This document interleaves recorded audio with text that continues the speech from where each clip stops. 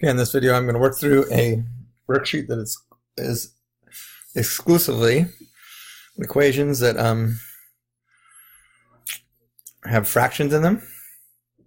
And this one, they're a little bit different because the fractions actually have a variable in the denominator. So we're going to, of course, we'll handle them the same way we did the other ones. First thing I do is to get the variables, to get rid of the fractions, essentially. Multiply everything by the common denominator.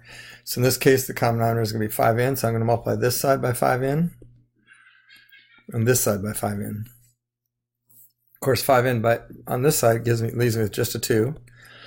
5n times that would leave me with just 1, and 5n times this, I'm sorry, let's start that over again.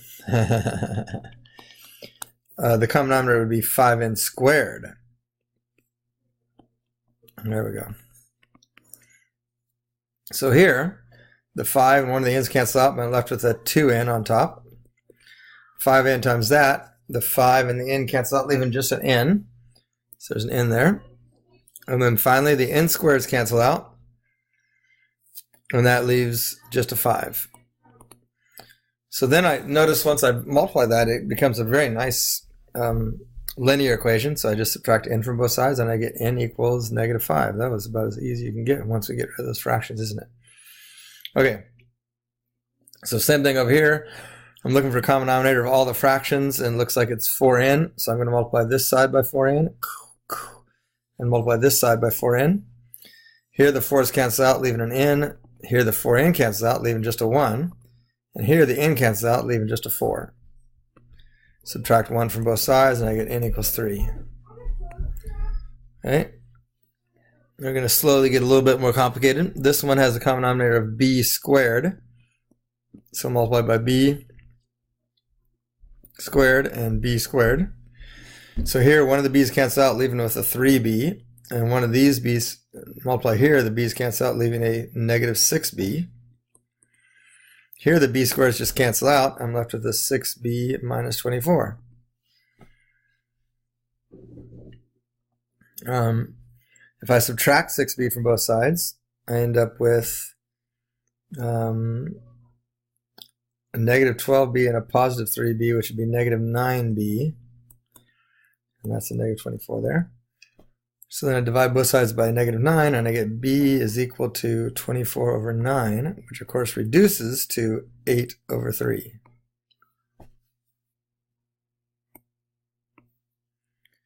Okay, over here, the common denominator is n squared. So we'll multiply both sides by n squared. And here, when I multiply n squared by the first one n cancels out, leaving an n. And over here, both n's cancel out, so that leaves just a 1. Here, both n's cancel out, leaves just a 4.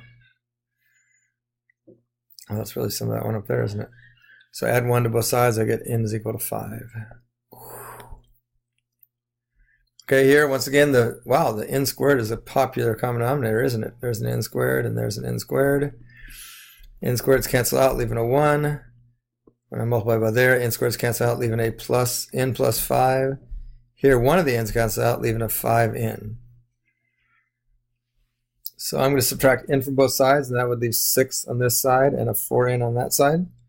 Divide both sides by 4, and I get a 6/4 is equal to n, which will reduce to 3/2.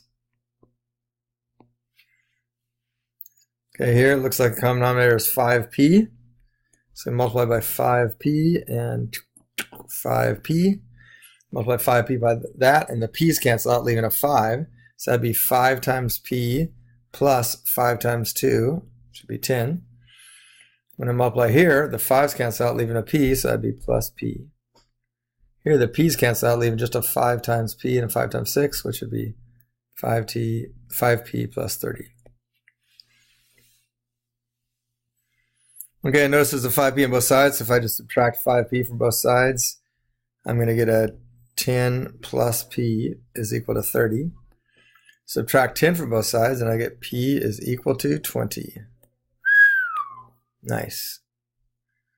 Down here, multiply everything by x squared, because that's the common denominator.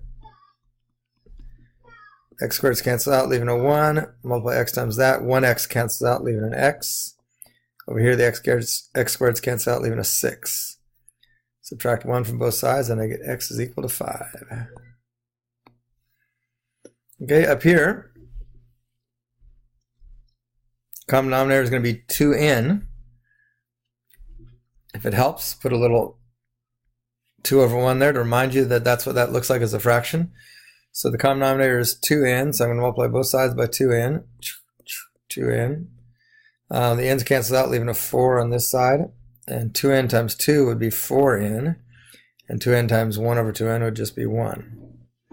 Subtract 1 from both sides, and I get 3 is equal to 4n. Divide both sides by 4, and I get 3/4 is equal to n. Okay, looking good. Moving right along. There's a complicated one. Look at that. I'll look forward to that one. Okay, so this one I'm going to multiply both sides by 2r squared. That's the common denominator. So the 2 and the r cancel out, leaving just an r. So that'd be r times 1 is r. And here the r squareds cancel out, leaving just a 2. So that'd be plus 2. Here the r squareds cancel out, leaving a 2. So that's multiplying 2 through the parentheses. So that'd be 2r plus 12. Subtract r from both sides, and we get 2 is equal to r plus 12. Subtract 12 from both sides, and I get negative 10 is equal to r.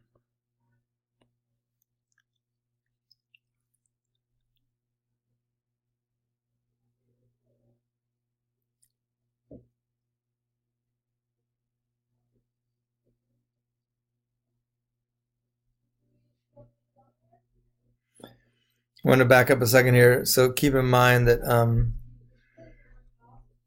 notice we're canceling out n's with n's. And remember I told you that sometimes we have to be careful about that. So that's the case here, because basically what we're doing is eliminating one of the possible solutions, because if we cancel n with n, that means n can't be 0. But when we look at these equations, the variable b equal to 0 does not make the equation true. So we don't have to worry about that. I think we might have to worry about that down here, so I wanted to say that before we got too far along. Okay, so we go over here, and once again we're going to multiply everything by 3x, because that's the common denominator. 3x times 1 is 3x. 3x is cancel out in the second one, so it'll just be minus 1. Here the 3x is cancel out, and you're left with x plus 1. Subtract x from both sides, and I get 2x minus 1 is equal to 1. Add 1 to both sides, and I get 2x is equal to 2, and therefore x is equal to 1. Okay, now here, to get the common denominator, we have to factor first, of course. So if I factor this thing, that's going to be 4m and m and 4 and 1, I think. Because 4 times 4m is 16m, plus 1 is 17, so we'll make that a minus and a minus. It looks like that is going to be a common denominator, so we're going to multiply everything by that. So I'm going to multiply this side by 4m minus 1, m minus 4, and I multiply this side by 4m minus 1 and m minus 4. Okay, so I'm going to multiply the whole thing by it, right? So on this side, when I multiply this by the first one, the 4m minus 1's cancel out. I'm left with 2 times m minus 4. I'm going to be a little bit careful on this one. Here, both of them cancel out, so I'm left with just a 2. And over here, just the 4m cancels out, so I'm left with a 1 times 4 minus m, so that'd be 4 minus m. So then, if we get a little further down here, that would be 2m minus 4 plus 2 is equal to m minus 4. Subtract m from both sides, and we get m minus 2 is equal to negative 4. Divide or add 2 to both sides, and we get m is equal to negative 2.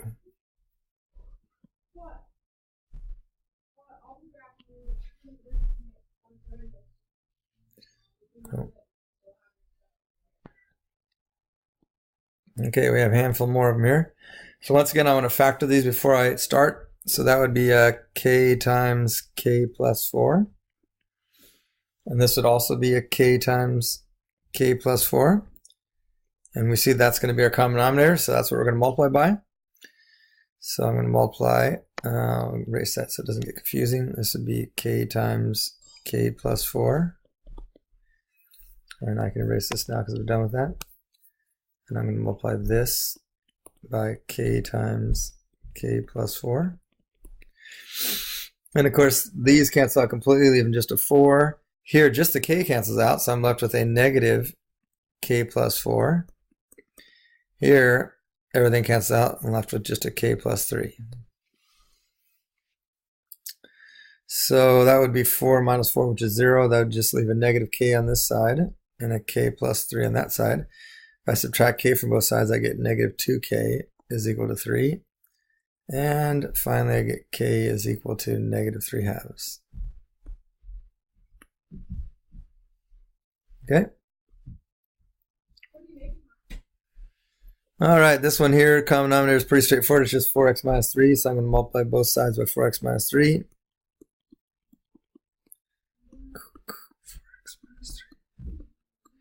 4x minus 3 is canceled out there, leaving a 4. 4x minus 3 times that first one is just going to be 1. 4x minus 3 times 1 is going to be plus 4x minus 3. So that would be 4 is equal to, looks like 4x minus 2. Add 2 to both sides and we get 6 is equal to 4x. Divide both sides by 4 and we get 3 halves is equal to x. Because that's what 6/4 will reduce to. Okay, common denominator here is, the common denominator here is x minus 1. So if I multiply this by x minus 1, I get 1. If I multiply 2 by x minus 1, I get 2x minus 2. If I multiply this by x minus 1, I get just 2. So that would be 2x minus 1 is equal to 2. 2x is equal to 3. And x is equal to 3 halves. Okay, here you can see that that's the v squared minus 16. That's just v minus 4, v plus 4. So that's going to be our common denominator, v minus 4 times v plus 4. V minus 4 times v plus 4. So here, I'm going to multiply the whole thing, of course. All right? So here, the v plus 4 is canceled out. So v minus 4 times 1 is v minus 4. Here, everything cancels out, so it's just a plus 1. Here, everything cancels out, so it's just a 4. So that'd be v minus 3 is equal to 4, which means v is equal to 7.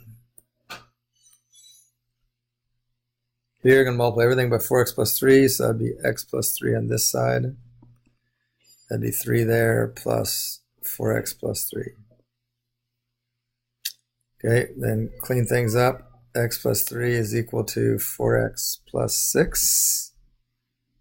Subtract 1 from both sides, 1x from both sides, we get 3 is equal to 3x plus 6.